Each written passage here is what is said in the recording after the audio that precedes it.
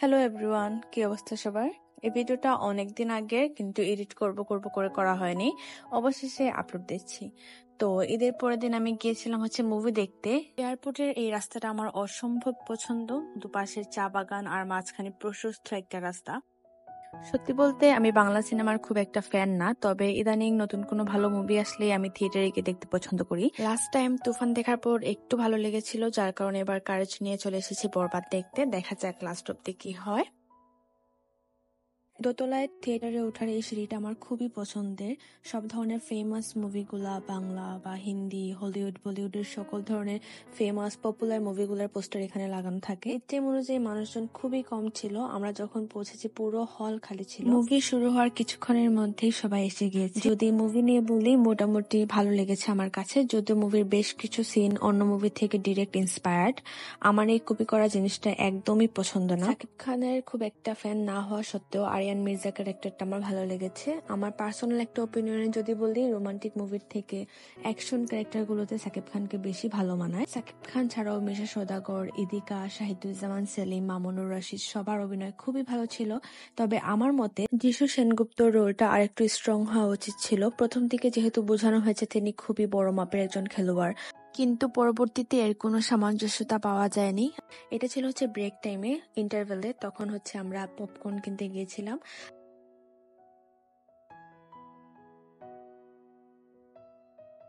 Grand সিলেটের parking এরিয়াটাও খুবই সুন্দর, অনেক বেশি গাছ লাগানো। কোথাও ফুল গাছ দেখার পরে আমার ভিডিও করতে হবে। এরপর আমরা চলে গিয়েছিলাম সিপ কফিতে কফি খাওয়ার জন্য, কিন্তু অতিরিক্ত ক্রাউড থাকায় আমরা বের হয়ে আসি।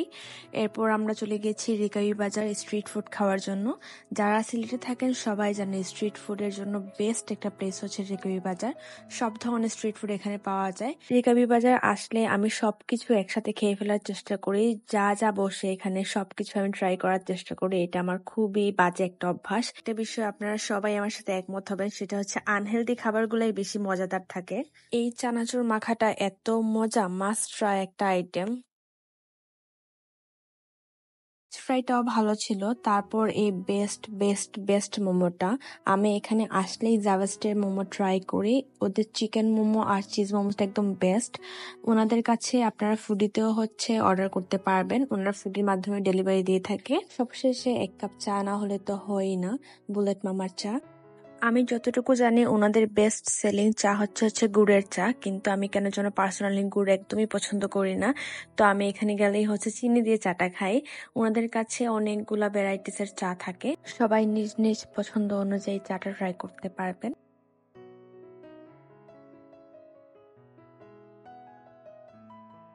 যাই হোক, এবার বাসায় যাওয়ার পালা। খুব সম্ভবত এই প্রথমবার আমি কোনো ঈদে এত বেশি বাইরে ঘোরাঘুরি করেছি। নর্মালি আমরা যারা স্টুডেন্ট বা জব হোল্ডার, তাদের দেখা যায় পুরো রোজার মাস খুবই ব্যস্ততার মধ্যে দিয়ে কাটে। যারা স্টুডেন্ট তাদের এক্সাম থাকে, যারা জব হোল্ডার তাদের খুবই কাজের প্রেশার থাকে। ঈদে খুব একটা বের হওয়া হয় না, ঈদের দিন তো সারাদিন ঘুমিয়েই কেটে যায়। সেই তুলনায় এবার আমি খুব ভালোই সময় কাটিয়েছি। যাই হোক, আর বক বক না করে আজকের ব্লগটা এই পর্যন্তই। দেখা হবে নতুন কোনো ব্লগে। টিল দেন, আল্লাহ হাফেজ।